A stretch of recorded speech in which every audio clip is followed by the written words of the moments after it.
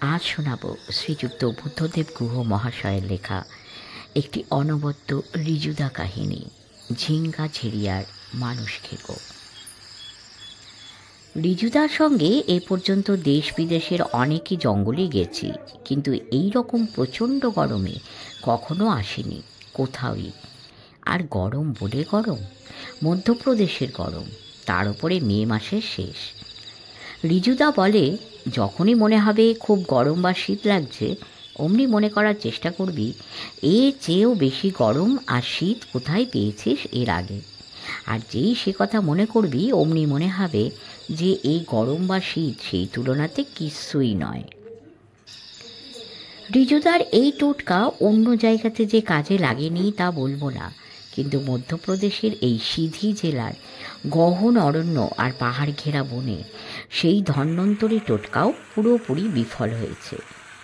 তবে একথা ঠিক যে ঋজুদা বা আমি কেউই শখ করে এখানে আসেনি।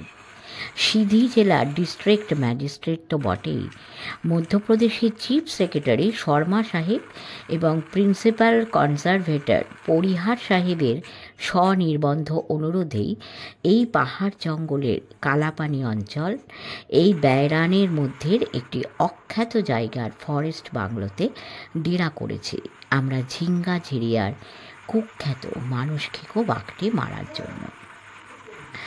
রেওয়ার মহারাজ আগেকার দিনে এই সব অঞ্চলে খুনি ও অন্য অপরাধীদের নির্বাসন দিতেন, ইংরেজরা যেমন দিতেন আন্দামানে, তাই এই ব্যারান ও কালাপানি হিসেবে বিখ্যাত। বাঘের সঙ্গে ঋজুদার যেরকম প্রেম তা সম্ভবত নয়না মাসের সঙ্গেও ছিল না। যখন ঋজুদার সঙ্গে প্রথমবার ওড়িশার টিকর পাড়াতে যাই, নয়না মাসি মেশোর সঙ্গে সেখানে দুদিনের জন্য বেড়াতে এসেছিল। তখন আমি খুবই ছোট ছিলাম। ঋজুদা যদিও বলে, তুই এখনো ছোটই আছিস। ছোট হলেও ঋজুদার মধ্যে নয়না মাসি সম্বন্ধে ভারী আশ্চর্য এক আচ্ছন্ন ভাব লক্ষ্য করেছিলাম। হয়তো তাকেই ভালোবাসা বলে, জানি না। সেই ভাবটির কার্যকারণ পরে আরও বড় হয়ে হয়তো বুঝব।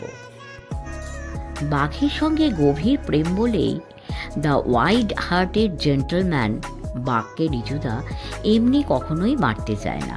মানুষ খেকো বাঘও নয়। বলে, আরে বেচারি তো আর শখ করে মানুষ খেকো হয়নি, মানুষের অত্যাচারেই হয়েছে। পাপ করলে মানুষকে তার প্রায়শ্চিত্ত তো করতেই হবে। খাকি না কিছু মানুষ। মানুষের মতো বংশবৃদ্ধি তো আজকাল গিনিপিগ বা নেংটি ইঁদুর বা শুয়োরেরাও করে না। হোক কিছু মানুষের বংশনাশ। তবে সুন্দরবনের বাঘেদের উপর কিন্তু ঋজুদার একটুও দরদ নেই। ঋজুদা বলে, পশ্চিমবঙ্গের বন বিভাগ যতই বাতেল্লা করুন না কেন, সুন্দরবনের বাঘ মাত্রই যে মানুষ খেকো সে বিষয়ে আমার কোনোই সন্দেহ নেই। ওইসব মানুষ খেকো বাঘ বাঁচাবার জন্য ওয়ার্ল্ড ওয়াইল্ড লাইফ ফান্ড যে কী পরিমাণ অর্থ ব্যয় করেছে গত কয়েক বছর ধরে সরকারের মাধ্যমে, এবং বছরে বাঘ কত বেড়েছে সুন্দরবনে তার সঠিক কারও জানা না থাকলেও অসম সাহসী সব মৌলে, জেলে, বাউলে, গরিবস্য গরিব মানুষ এই কয়েক বছরে ওই সুন্দরবনের মানুষ খেকো বাঘেদের পেটে গেছে যে কত, তা নিয়ে একটা গবেষণা হওয়া দরকার। ভবিষ্যতে হয়তো হবেও। তখন যেসব মানুষের প্রত্যক্ষ ও পরোক্ষ মদতে এত মানুষ খুন হয়েছে তাদের যথাযোগ্য শাস্তি বিধানও হবে হয়তো। ওয়ার্ল্ড ওয়াইল্ড লাইফ ফান্ডের উচিত তাদের দেয় টাকার কিছু অংশ এই গরিব মানুষদের বেঁচে থাকার জন্য বরাদ্দ করা। এখন বিকেল 4:30। রোদের তাপ এখন প্রচণ্ড।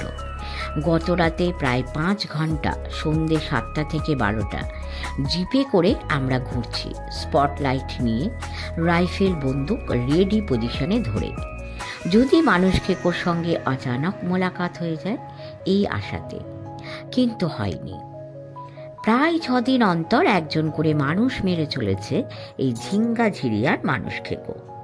সব শুদ্ধ আজ অবধি যেসব মৃত্যু বন বিভাগ এবং জেলা প্রশাসনের খাতাতে নথিবদ্ধ হয়েছে তাতে জানা গেছে যে 32 জন মানুষ খেয়েছে বাঘটা। বনের গভীরতম জায়গার অনেক মৃত্যুর খবর নথিবদ্ধ হয়নি। মানুষই চলে গেলে তা খাতায় লিখিয়ে কী লাভ, তা ভেবে পায়নি এই গরিব কুড়বোরা। আমরা গতকালে সকালে রেণুকূটে ট্রেন থেকে নেমে এখানে এসে পৌঁছেছি দুপুরবেলাতে। আজ দুপুরে খাওয়ার পর একটু বিশ্রাম নিয়ে সারা রাত জাগতে হবে জেনে বিকেল 4টেতে 1 কাপ চা খেয়ে বেরিয়ে পড়েছি নিজের নিজের জলের বোতল, রাইফেল, বন্দুক, গুলি এবং টর্চ নিয়ে। আজই একেবারে শেষ রাতে একটি রায় শোয়ার মেয়েকে ধরেছিল বাঘটা। মেয়েটির নাম সুখমন্তী। সে প্রাকৃতিক আহ্বানে সাড়া দিতে দরজা খুলে বাইরে বেরিয়েছিল। মেয়েটির ডান দিকের বুক এবং পিছনের বাঁ দিকের কিছুটা খেয়ে তাকে বয়ে নিয়ে গিয়ে একটা আলগা পাথরে ভরা ছোট টিলার অগভীর গুহার মধ্যে লুকিয়ে রেখেছিল বাঘটা, যাতে শকুনেরা ওপর থেকে না দেখতে পায়। মেয়েটির বয়স হবে 18-19, বিয়ে হয়েছিল নাকি 3 বছর। একটি ছেলেও আছে 1 বছরের। তার স্বামী এবং বিধবা মা কাকুতি মিনতি করেছিল ওর অর্ধভুক্ত সবটি নিয়ে যাবার জন্য। তাকে কবর দেবে ওরা। দুর্ঘটনা অথবা ওই রকম অপমৃত্যু ঘটলে অধিকাংশ আদিবাসীরাই মৃতদেহ কবর দেয়, পোড়ায় না। তাই কিন্তু রিজুদা নিষ্ঠুরের মতো তাদের ফিরিয়ে দিয়েছে। কাল সকালে তাদের বন বাংলোতে আসতে বলেছে, সবটি ওদের হাতে তুলে দেবে বলেছে তোমাদের কপালে যদি থাকে তবে তোমাদের মেয়ে আর বউয়ের সবের সঙ্গে তাকে যে খুন করেছে তার সবকেও দেখতে পাবে। আজকের দিন আর রাতের জন্য ওকে দাও আমাদের। ও তো চলেই গেছে, যাতে অন্য কারো অনেককে বাঁচানো যায় ওই বাঘের হাত থেকে, তারই একটা চেষ্টা করে দেখি আমরা। এই রুখো জায়গাতেই মে মাসের শেষে প্রকৃতি যেন তৃষিত তিতিরের মতো হাঁপাচ্ছে। তার প্রতিটি শ্বাসে প্রশ্বাসে তার হাঁ করা মুখ, গলা শিরা ফোলানো আর ঠেলে বাইরে বেরিয়ে আসা চোখ দুটিতে তীব্র তৃষ্ণা যেন বিকিরিত হচ্ছে। লাল পোড়া মাটি, পর্ণমোচী বনের পাতা ঝরা, প্রায় বিবস্ত্র। কালো রোদ পোড়া শরীর থেকে এমন একটা ঝাঁঝ উঠছে যে সে ঝাঁঝ আমার প্রশ্বাসের সঙ্গে ব্রহ্মতালু পর্যন্ত পৌঁছে যাচ্ছে। আর মনে হচ্ছে মাথা ঘুরে পড়েই যাব বুঝি। ছাতার তিতির, কাল তিতির, বটের, ময়ূর, মুরগি সবাই একটু ছায়া খুঁজে বসে বড় বড় শ্বাস নিচ্ছে।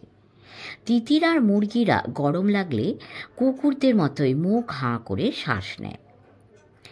এখন বাঘটা ধারে কাছে নেই। আমরা মেয়েটির রক্তের ছিটে আর বাঘের তাকে মাটিতে, পাথরে, পুটুসের ঝোপের আর ঝাঁটি জঙ্গলের ভিতর দিয়ে হেঁচড়ে টেনে নিয়ে যাওয়ার দাগ দেখে মৃতদেহের হদিশ করেছি। টিলাটার পায়ের কাছে কিছুটা জায়গার মাটি নরম ঝুরঝুরে, হয়তো শুয়োর বা সজারু স্বল্পদিন আগে মূল খুঁড়ে খেয়ে গেছে, অথবা শিঙাল, হরিণ বা সম্বর মারামারি করেছে নিজেদের মধ্যে, তাই মাটি আলগা হয়ে গেছে। তারই ওপরে বাঘের থাবার দাগ দেখতে পেলাম আমরা। অন্য সব জায়গাতেই শক্ত মাটি, তাই দাগ নেই। থাবার দাগ বাঘেরই, বেশ বড় বাঘ। টিলাটার প্রায় গা ঘেঁষেই একটা গামহার গাছ উঠেছে, বেশ বড় ও ঝাঁকড়া গাছ। রিজুদার শরীর এই বয়সেও আমার শরীরের থেকে অনেকই বেশি ফিট। মাচা টাচা বাঁধা যায়নি। দুটি ডালের মাঝে রিজুদা বসেছে, মাটি থেকে হাত 10 ওপরে। মানুষকে বাঘ মারতে এসে আরও উপরে বসতে পারলে আমার মতো শিকারী নিশ্চিন্ত হতাম। কিন্তু রিজুদার ভয় ডরটা কম। কিন্তু আমার মনে হলো গাছটা টিলার এতই কাছে যে ধূর্ত বাঘ যদি রিজুদার অবস্থান বুঝতে পেরে টিলার অন্য দিক থেকে গিয়ে টিলার মাথায় উঠে আসে তবে সহজ গামহার গাছের মোটা ডাল বেয়ে সামান্য নামলে রিজুদাকে ধরে ফেলতে পারে। চিন্তাটা যখন আমার মাথাতে এলো তখন আর কথা বলার উপায় নেই। কাল সকালের আগে দুজনের মধ্যে কোনো কথাবার্তা হবে না।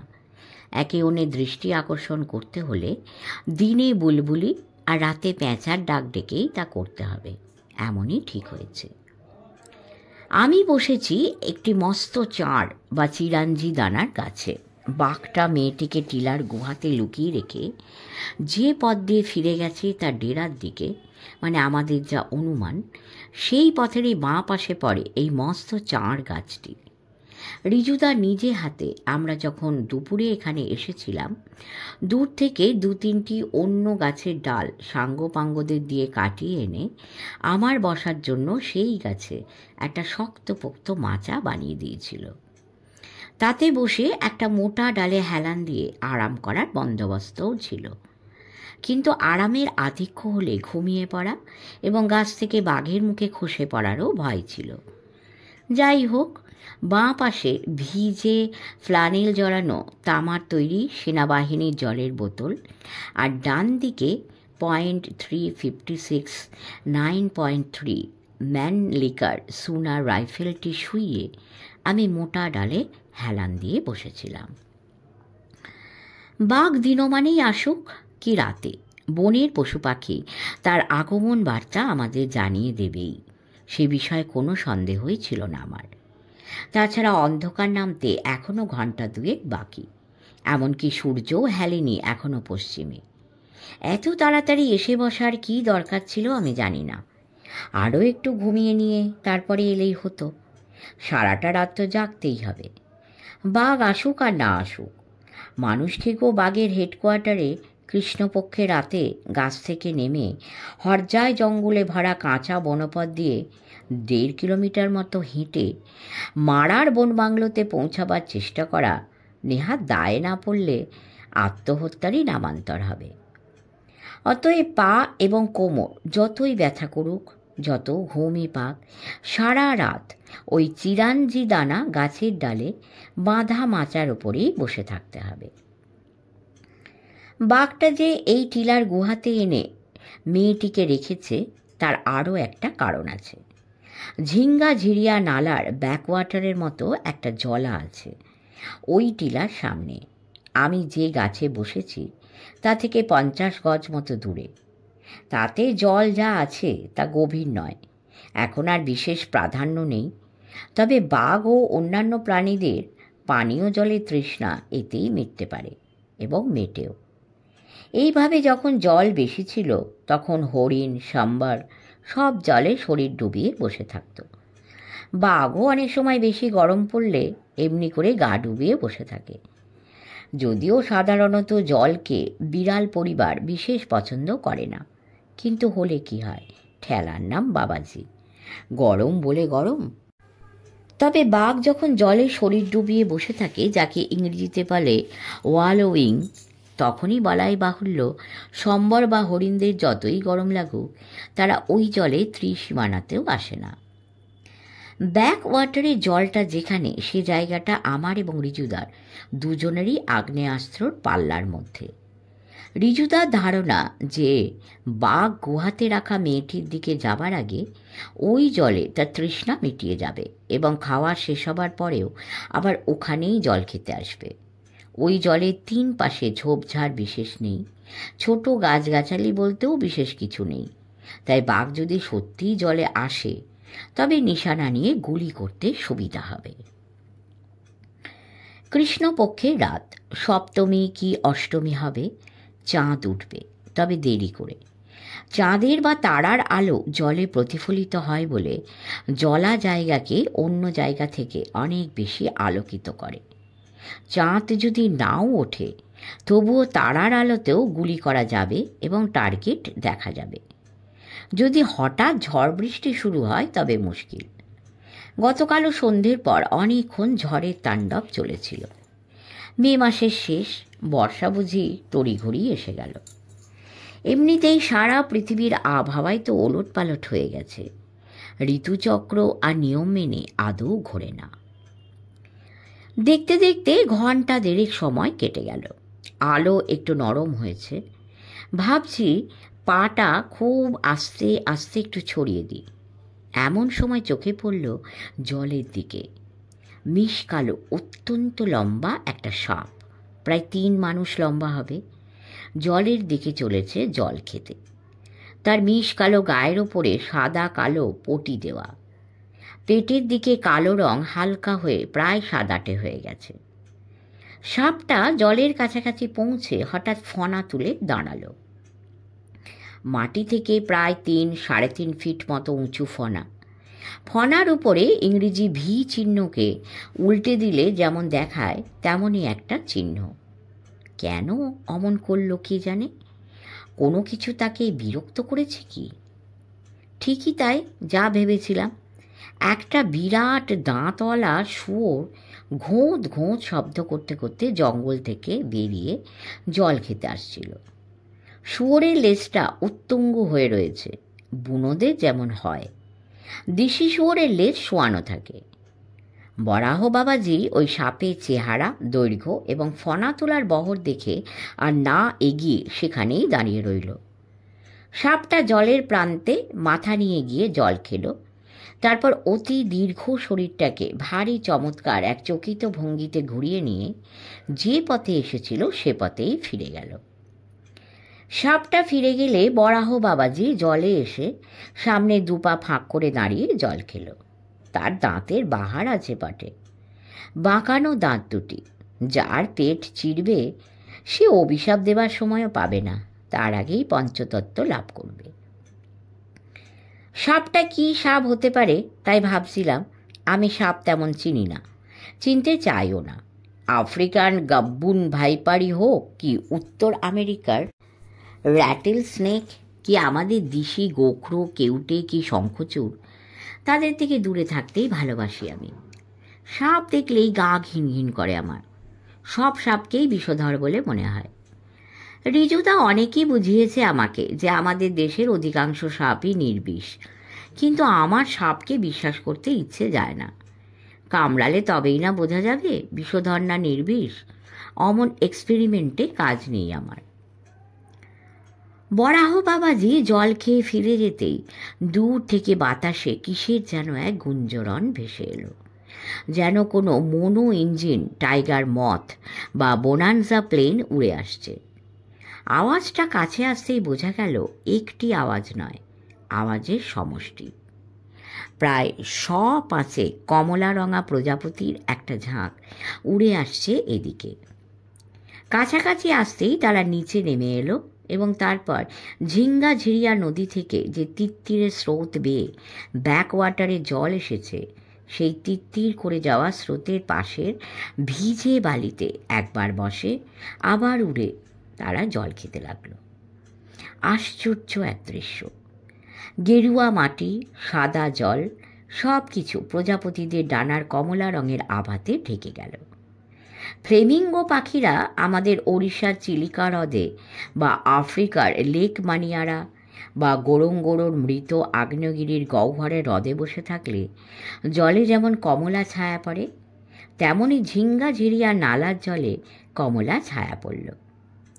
ঠিক সেই সময়ে একটা কোটরা হরিণ খুব ভয় পেয়ে ডাকতে ডাকতে আমার পেছন দিকে জঙ্গলের গভীরে দৌড়ে গেল। আর একজোড়া red wattled lapwing did you do it করে ডাকতে ডাকতে ঝিঙ্গা ঝিরিয়া নালার প্রায় শুকনো বুক ধরে উড়তে উড়তে তাদের লম্বা লম্বা পা দুটো দোলাতে দোলাতে এইদিকে উড়ে আসতে লাগলো। আমি রিজুদা যেখানে বসে আছে গামার গাছটার ওপরে সেদিকে তাকালাম। বাক্যে এসে গেল দিন থাকতেই। একটা কাঠঠোকরা পাখি রিজুদার ডান দিকে ঝিঙ্গা ঝিরিয়া নালার দিকে একটা বড় গাছে বসে ঠক ঠক করছিল। তিতিরেরা চিহা চিহা চিহা করছিল। তারা হঠাৎই যেন মন্ত্র বলে থেমে গেল। শেষ বিকেলের কাকলি মুখর প্রকৃতির মুখে কে যেন হঠাৎই কুলু পেটে দিল। কিন্তু সেই নিস্তব্ধতা বন্ধা হলো। তার নিস্তব্ধতাই প্রসব করল শত্রু। তারপরেও ঘটনার মতো কোনো ঘটনা ঘটল না। রিজুদা আজকে হল্যান্ড অ্যান্ড হল্যান্ডের প্যারাডক্স নিয়ে বসেছে। প্যারাডক্স ব্যাপারটা যে কি তা অনেক শিকারীও জানেন না। আপনারা যারা রুদ্র রায়ের লেখা এই রিজুদা কাহিনী পড়ছেন তারা যে জানবেন না তাতে আর আশ্চর্য কি। প্যারাডক্স আগেকার দিনে রাজা মহারাজাদের এবং সচ্ছল রহিস শিকারীদের অতি প্রিয় স্পোর্টিং ওয়েপন ছিল। ডবল ব্যারেল বন্দুকের মতনই দেখতে, কিন্তু তার ব্যারেল পয়েন্ট 12 বোরের। স্মুথ বোর শটগান, আর অন্য ব্যারেলটাতে রাইফেলিং করা। ফলে প্যারাডক্স দিয়ে বন্দুক এবং রাইফেল দুয়েরই কাজ একই সঙ্গে করা যায়। তবে এসব ওয়েপেন আমার মতো সাধারণ ঘরের শিকারীরা অনেকেই দেখেননি। রিজুদার কথা আলাদা, সে একাধারে মহারাজা, অন্য ধারে ফকির। বন একেবারে নিস্তব্ধ হয়ে যেতেই হঠাৎ খেয়াল হলো আমার যে সূর্য রিজুদা যে টিলার কাছে বসেছে সেই টিলাটার পেছনের পশ্চিমের উঁচু পাহাড়টার আড়ালে ডুবে গেল। অন্ধকার হতে যদিও তখনও অনেক দেরি। দিন ফোর রোদে পোড়া বনের গা থেকে একটা তীব্র উগ্র কটু কষা গন্ধ উঠতে লাগলো। তখন বোধহয় গ্রীষ্মবনের গা ধুতে যাবার সময়। পর্ণমোচী গাছেদের কাণ্ড এবং শাখা প্রশাখার পোড়া পোড়া গন্ধ, পাথরের বগলতলি আর উড়ুর ভাঁজে ভাঁজের খাঁজে খাঁজের শিলা জতুর গন্ধ, ব্রিটিশ বনের উগ্র গন্ধ, বনপথের ঝাঁঝা রোদের তন্দুরি হওয়া লাল মাটির গন্ধ, সব মিলে মিশে এক আতরের কারখানায় খুলে গেল যেন হঠাৎ। আর অমনি তীব্র স্বরে মনের কামনা বয়ে হাওয়াটা বইতে লাগলো দিনাবসানের সঙ্গে সঙ্গে।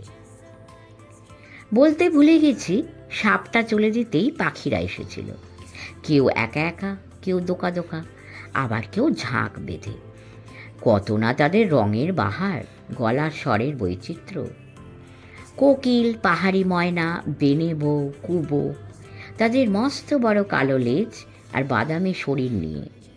ময়ূর, বনমুরগি, তিতির, পাপিয়া, ফুলটুসি, মৌটুসি, দুর্গা টুনটুনি, টিয়া, নীলকণ্ঠ, বরকি এবং ছটকি ধনেশ এবং মোহনচূড়া। আরও কত পাখি, সকলের নাম কি আমি জানি নাকি? এই বন যেন পাখিরই রাজ্য। সবই ভালো, কিন্তু যখনই গুহার মধ্যে ওই বিবস্ত্রা বাঘের নখ দন্তে ক্ষত বিক্ষত অঙ্গ মেয়েটির কথা মনে পড়ছে, ভারী মন খারাপ হয়ে যাচ্ছে। তার দিকে ভালো করে চেয়ে দেখতেও পারিনি আমি। তার শরীরে যে একটা সুতোও ছিল না, ভারী লজ্জা করছিল। গায়ের রং কালো যদিও, কিন্তু ভারী সুন্দর তার গড়ন। এক মাথা চুল, কোমর ছাপানো, এখন রক্তে মাখামাখি হয়ে রয়েছে। জটা বেঁধে গেছে, রক্ত শুকিয়ে কালো হয়ে গেছে। তার মুখটি দেখেছিলাম পাশ ফেরানো, ভারী মিষ্টি মুখ। ভেবেছিলাম তার মা বাবা আর স্বামীর বুকের মধ্যে কী না বুঝি হচ্ছে এখন, যদি আমার বুকের মধ্যেই এমন ঝড় ওঠে। তবে গরিবদের কষ্ট সইবার ক্ষমতা অসীম, তাদের সব কিছুই সয়ে যায়, অন্তত আমরা তাই ভাবি। সাপটা কি সাপ কে জানে, রিজুদাও নিশ্চয়ই দেখেছিল। পরে রিজুদাকে জিজ্ঞেস করতে হবে। এবারে আকাশে যে গোলাপি আভাটি ছিল তাও দ্রুত সরে যাচ্ছে।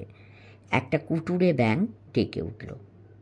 অনেক দূর থেকে, বনের গভীরতম কেন্দ্রবিন্দু থেকে কাল পেঁচা ডাকলো একটা, দুর্গুম দুর্গুম দুর্গুম দুর্গুম করে।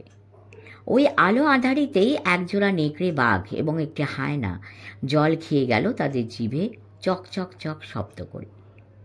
ঝিঙ্গা ঝিরিয়ার মানুষ খেকড়ও এতক্ষণে জল খেয়ে সেই গুহাটির দিকে যাওয়ার কথা, কিন্তু সে এলো না। কেন এলো না কে জানে। সে যদি নাই এসে থাকে, তবে কোটরা হরিণটা অমন ভয় পেয়ে ডাকতে ডাকতে দৌড়ে গেল কেন কিছুক্ষণ আগে?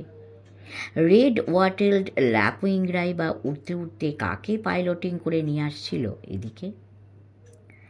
এটা বুঝতে পারছি যে এই বাঘকে মারা অত সহজ হবে না আমাদের পক্ষে, কারণ একে মারার অনেকেই চেষ্টা করেছেন।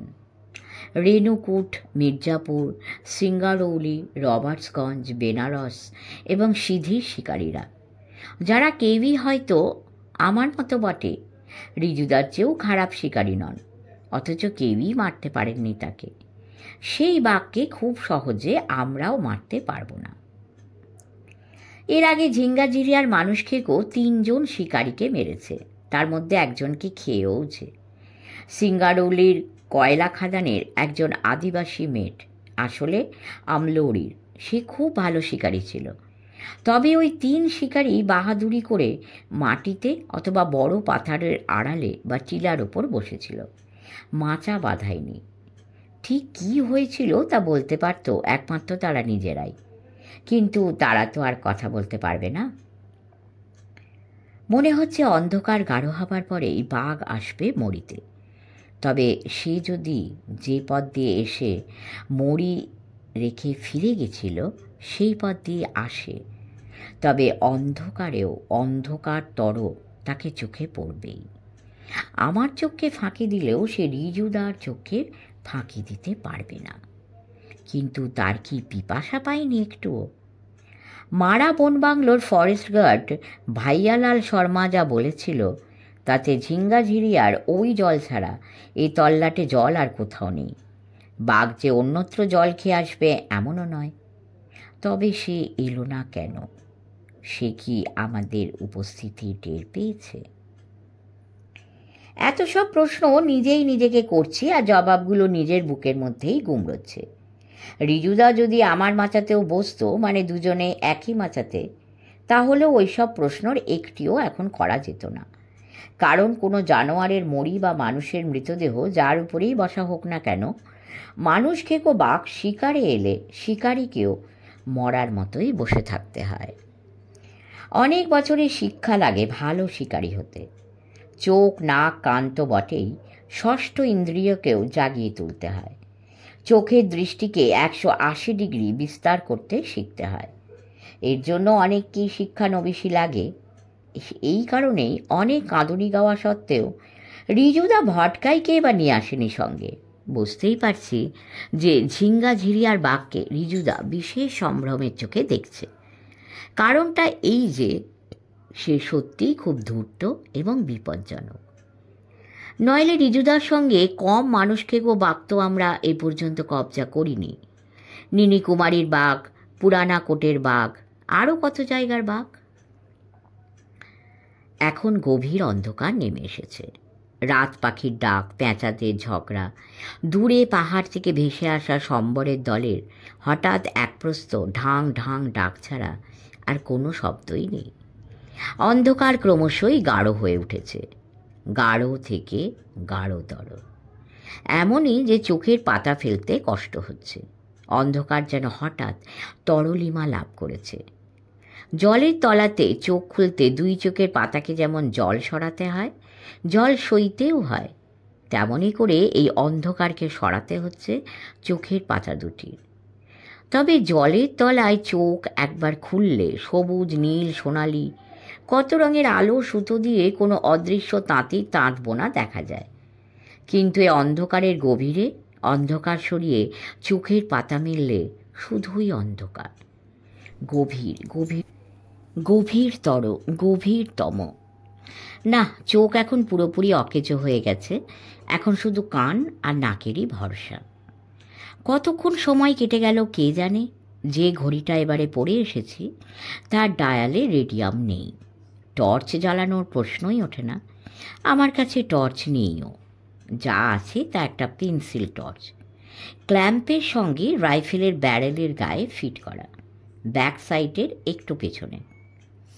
বাঁ হাত দিয়ে ব্যারেলের নিচে যেখানে রাইফেলকে ধরবো নিশানা নেবার সময়, সেই বাঁ হাতেরই বুড়ো আঙুল দিয়ে ওই টর্চের লম্বাটে সুইচটিতে চাপ দিলেই রাইফেলের নলের ওপরে লাগানো টর্চের নিশানা নিয়ে গুলি করতে সুবিধা হবে।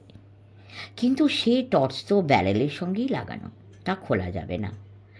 যতক্ষণ অন্ধকার থাকে, মানে রাতের বেলা, খোলা যদিও যেত, তবে সে অবশ্য মাচাতে বসে তার জেলে ঘড়ি দেখা যেত না আদৌ।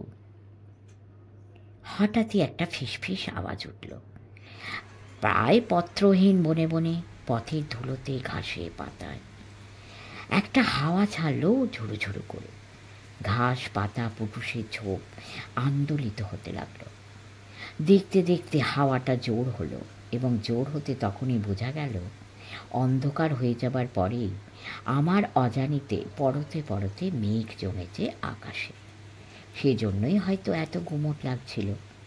সে কারণে তারাও দেখা যাচ্ছিল না এবং অন্ধকার এত গাঢ় হয়েছিল। কিছুক্ষণের মধ্যেই হাওয়াটা জোর বাড়ল এবং পূবের পাহাড়গুলির দিক থেকে ঠান্ডা বাতাস বয়ে আসতে লাগলো। তার মানে ওদিকে বৃষ্টি নেমেছে। তারও কিছুক্ষণ পরে গোমো থেকে বারকাকানাতে আসা প্যাসেঞ্জার ট্রেনের মতো ধীরে সুস্থে বৃষ্টি এলো চিটির পিটির শব্দ করে। তপ্ত কড়াইয়ে জল পড়লে যেমন বাষ্প ওঠে, গন্ধ ছোটে বাষ্পর, তেমনি রোদে পোড়া লাল মাটির পথে জল পড়তেই গন্ধ উঠল চারিদিকে। আর শুধু পথের ধুলোর গন্ধই নয়, সারি সারি দাঁড়িয়ে থাকা ঊর্ধ্ববাহু নাগা সন্ন্যাসীদের মতো হরজায় জঙ্গলের গাছেদের কাণ্ড ও শাখা প্রশাখা থেকে গন্ধ উঠতে লাগলো চাঁপা ফুলের। বনের বুকের কোন গোপনে যে তারা ফুটেছিল এতক্ষণ পর্যন্ত বোঝা যায়নি।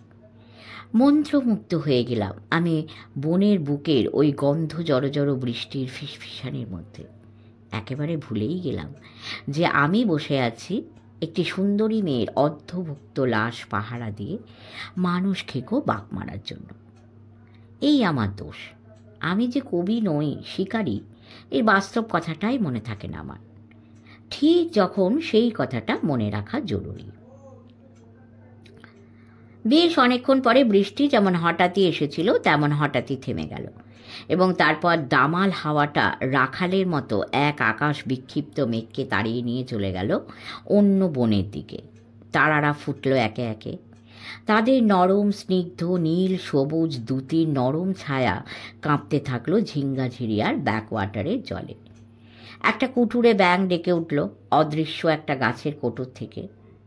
যে বড় বড় ঝিঝিরা অসহ্য গরমে দিনের বেলাতে করতাল বাজানোর মতো করে ডাকে, তারা বনের প্রথম বৃষ্টিকে স্বাগত জানিয়ে ডেকে উঠল সমস্বরে।